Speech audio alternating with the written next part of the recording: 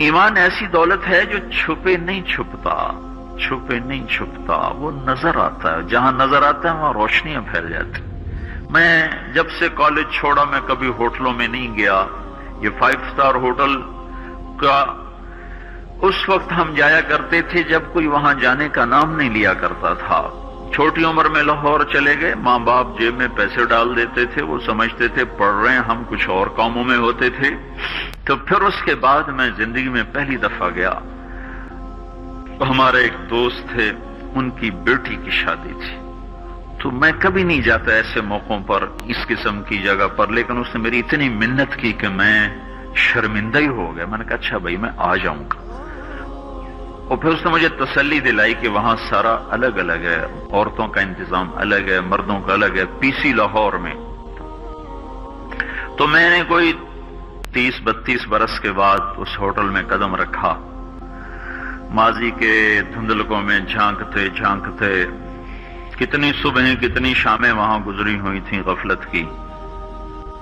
تو میں جب وہاں سے نکلنے لگا کھانے کے بعد تو عورتیں نکل رہی تھیں، اکثر بے پرد تھیں، تو وہاں گیلری میں مجھے کسی نے روک لیا، مجھ سے بات کرنے لگ گیا، میں کھڑا ہو گیا، دائیں بائیں کچھ اور عورتیں کھڑی تھیں، اتنے میں سب کی نظر پیچھے لگی، عورتوں کی بھی مردوں کی بھی۔ تو مجھے سمجھ میں نہیں آیا کہ یہ نظریں پیچھے کیوں اٹھ رہی۔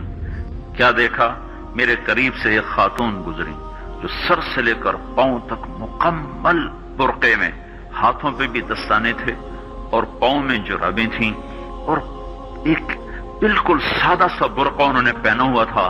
جب وہ گزری ہے تو ایک دم سناٹا چھا گیا، سارے عورتوں پر بھی سارے مردوں پر بھی۔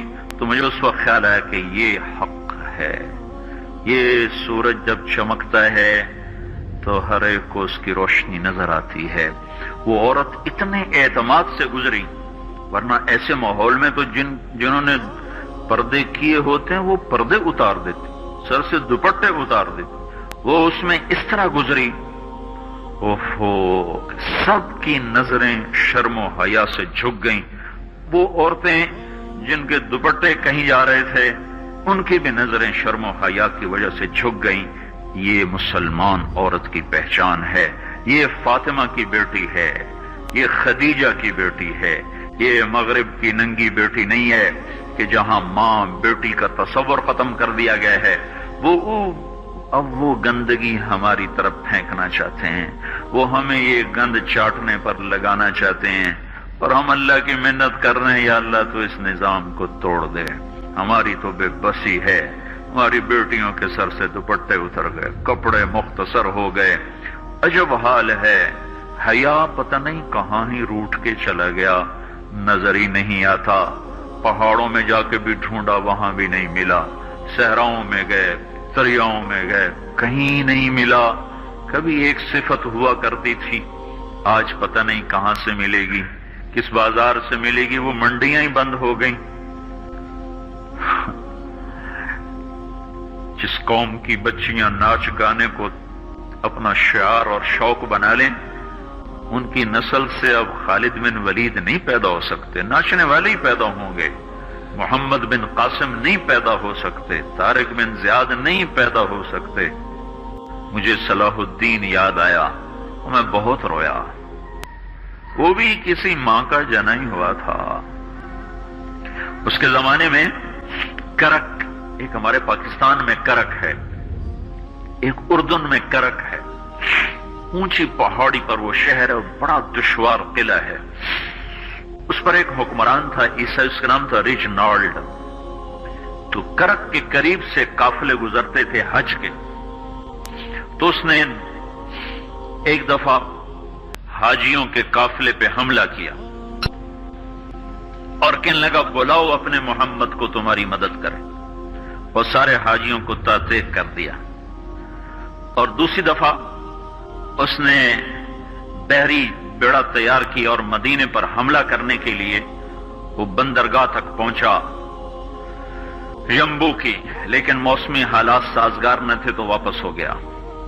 تو حطین کی لڑائی ہوئی ہے فلسطین میں، جس میں سارا یورپ اپنی طاقت کے ساتھ میدان میں اترا تھا، اور اذا تنہا صلاح الدین ایوبی رحمۃ اللہ علیہ اکیلا اس لشکر سے ٹکرایا تھا اور انہیں اس میں ساری رومن امپائر کو شکست ہوئی تھی، تو بڑے بڑے بادشاہ اس میں گرفتار ہوئے، تو اس میں ریجنالڈ بھی گرفتار ہو کے آیا، تو کوئی 12 بادشاہ تھے ریاستوں کے جو سامنے اس کے پیش کیے گئے، تو پیاس کی شدت سے سب کا برا حال تھا، تو صلاح الدین نے سب کو پانی پیش کیا، ریجنالڈ کو نہیں پیش کیا۔ تو یروشلم کا جو بادشاہ تھا ہمفرے، اس نے اپنا پانی بچا کے اس کو دیا، تو صلاح الدین نے کہا یہ پانی تو دے رہا ہے، میں نہیں دے رہا ہوں، اسلام میں یہ ہے جب کسی کو پانی پلا دو تو اس پہ تم ہاتھ نہیں اٹھا سکتے، یہ امن کی نشانی ہے۔ تو صلاح الدین نے فوراً اسے کہا یہ پانی تو نے دیا، میں نے نہیں دیا۔ تو پھر انہوں نے ریجنالڈ کو اسلام کی دعوت دی کہ تو مسلمان ہو جا، میں تجھے دعوت دیتا ہوں۔ اس نے انکار کر دیا، کہا میں نہیں ہوتا۔ تو انہوں نے کہا میں نے تیرے قتل کی 2 دفعہ قسم کھائی تھی، ایک جب تو مدینے پہ حملہ آور ہوا تھا تو میں نے قسم کھائی تھی میں تجھے اپنے ہاتھوں سے قتل کروں گا، اور دوسری دفعہ جب تم نے حاجیوں پہ حملہ کر کے کہا تھا بلاؤ محمد کو، تو میں نے قسم کھائی تھی کہ مجھے اللہ نے موقع دیا تو میں اپنے ہاتھ سے تیری گردن اڑاؤں گا۔ آج محمد کا ادنا غلام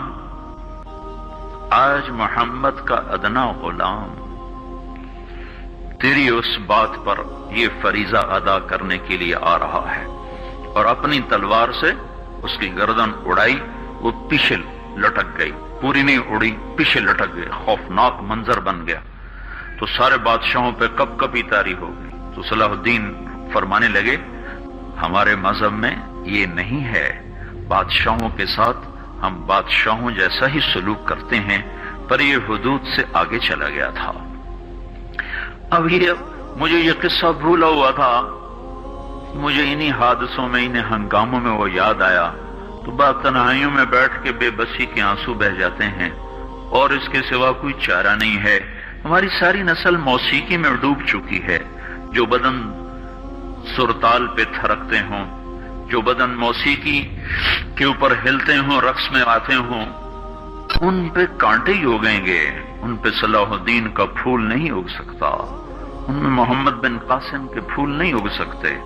بانجھ ہو گئی ہے ہماری نسل، اور یہ یورپ کا سحر ہے جو چل گیا ہے، ہماری بے بسی ہے، ہماری بے بسی ہے۔ میں تو بس منت ہی کروں گا اپنے آپ کو پہچانو، اپنی ہستی حیثیت کو پہچانو، اپنی نسبت بدلو۔ تمہاری نسبت یورپ کے ساتھ ہو کے اگر موت آئی بے قیمت ہو جائیں گے، اگر مدینے والے کی نسبت مل گئی تو حضرت فاطمہ کے دائیں بائیں تمہیں بھی کھڑا کر دیا جائے گا، حضرت خدیجہ کے دائیں بائیں تمہیں بھی کھڑا کر دیا جائے گا۔ یہ چند دن ہیں، صبر کر لو، گھٹ گھٹ کے مر جانا ہی بیٹیوں کی روایت ہے۔ مشرق کی بیٹی، اس نے گھٹ گھٹ کے مرنا ہی سیکھا ہے۔ ہاں، یہ آزادی، یہ آوارگی، یہ مغرب کی عورت کا خاصہ ہے، اور 18ویں صدی تک مغرب میں بھی کوئی عورت ایسے ننگی نہ تھی، اور گھر کی زندگی تھی۔